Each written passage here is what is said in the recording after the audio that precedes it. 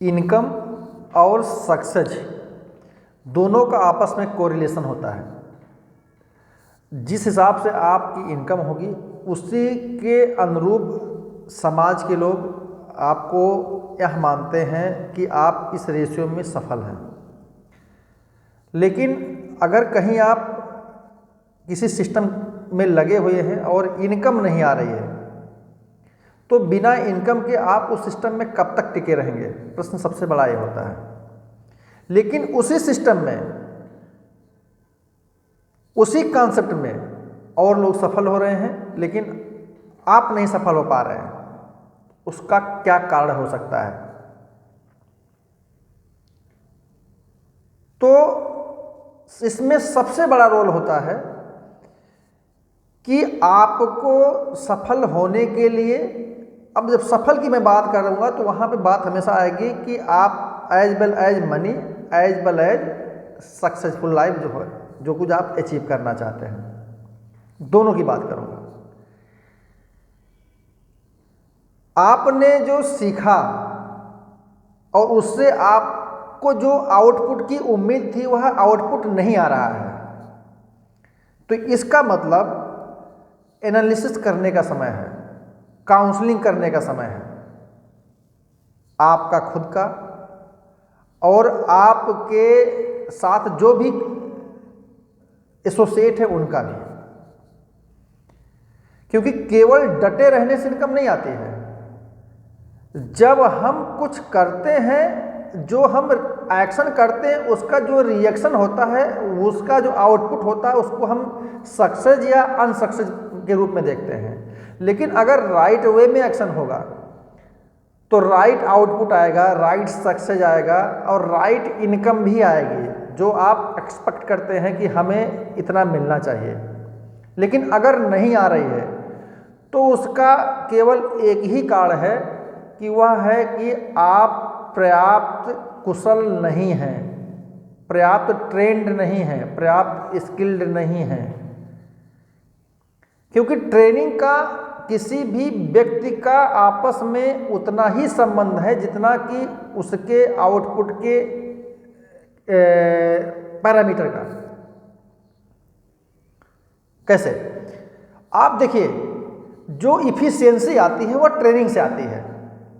अगर कोई जो व्यक्ति ट्रेंड है उसी रेशियो में उसका फिजिकल मतलब आउटपुट, फिजिकल बॉडी लैंग्वेज और उसका जो इकोनॉमिकल आउटपुट है वो दिखाई पड़ता है। अब एक एग्जाम्पल के तौर पे आप नजर दौड़ाइए कि जब आप किसी एक होमगार्ड को देखते हैं तो आपके दिमाग में क्या विचार आता है? यह व्यक्ति कितना स्किल्ड होगा, टाइम उतना ही दे रहे हैं, समय उसके पास है, फोर्स उनको भी कही जाती है, आगे और बताता हूँ। वहीं पर आप किसी पुलिस वाले को देखते हैं तो जब आप किसी पुलिस वाले को किसी होमगार्ड से कंपेरिजन करते हैं तब आपको वहाँ एक आकलन करने नजर आता है कि पुलिसमैन ज़्यादा इफिशियंसी होगा, इफेक्टिव होगा बजाय होमगार्ड के। अब अगले तरफ बढ़ते हैं कि जब एक पुलिसमैन का हम कंपेरिजन करते हैं एक सीआरपीएफ पीएसी के जवान से, तो दिमाग में ऑटोमेटिक एक बात आती है कि यह जवान, यह व्यक्ति, यह फोर्स ज़्यादा इफेक्टिव होगी पुलिसमैन के।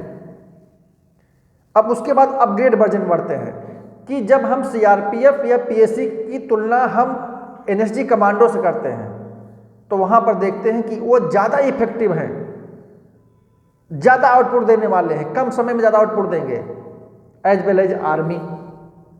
तो कंपेरिजन करने का मतलब यह है कि सेनाएं सभी हैं, सभी काम है सुरक्षा करना, लेकिन जो जिस कैटेगरी के से ट्रेंड है उसको उस कैटेगरी के काम में लगाया जाता है और उस कैटेगरी का आउटपुट से प्राप्त किया जाता है।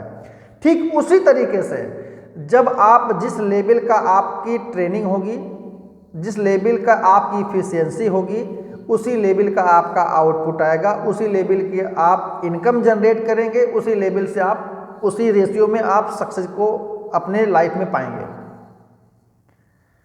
तो कभी भी अगर आप कहीं सिस्टम में लगे हैं, काम कर रहे हैं और सफल नहीं हो रहे हैं तो काउंसलिंग की ज़रूरत है, और वो काउंसलिंग आपको एक एक्सपर्ट ही दे सकता है। और एक्सपर्ट से समझने पर आप पाएंगे कि कौन कौन से वो वीक पॉइंट हैं जिन पर हमें काम करने की ज़रूरत है। और जैसे आपका वह वीक पॉइंट स्ट्रांग पॉइंट में कन्वर्ट होगा, आपके रिजल्ट का रेशियो ऑटोमेटिक चेंज हो जाएगा और वह पॉजिटिव में दिखाएगा, ना कि नेगेटिव में। तो सीखना तो पड़ेगा, बिना सीखे कुछ नहीं हो सकता और बिना काम किए कोई रिजल्ट नहीं आ सकता। काम तो करना पड़ेगा, बस तय करना है कि राइट टाइम पे करिए, राइट एक्शन लीजिए, राइट डायरेक्शन में लीजिए और राइट आउटपुट दीजिए। तो सीखने के साथ साथ करते रहिए और जो गलतियां हैं उनको सुधारते रहिए, सक्सेस की तरफ ऑटोमेटिक बढ़ेंगे। लेकिन केवल चुपचाप बैठे रहेंगे, डटे रहेंगे, डटने का मतलब केवल ये नहीं होता कि केवल आप उस सिस्टम में बने रहिए। डटने का मतलब होता है उस सिस्टम में सफल होने के उन सारे बिंदुओं पर आपको एक्शन लेना होगा जिसको आप सफलता मानते हैं। अब वो कुछ भी हो सकता है, लेकिन उसका सबसे पहला स्टेप होगा ट्रेंड स्किल टूल। इस पे फोकस कीजिए और अपने जीवन को सफल बनाइए। बिना ट्रेनिंग के, बिना अच्छी ट्रेनिंग के, बिना अच्छे नॉलेज के, बिना अच्छी स्किल के आप अच्छी सफलता नहीं प्राप्त कर सकते हैं। Thank you.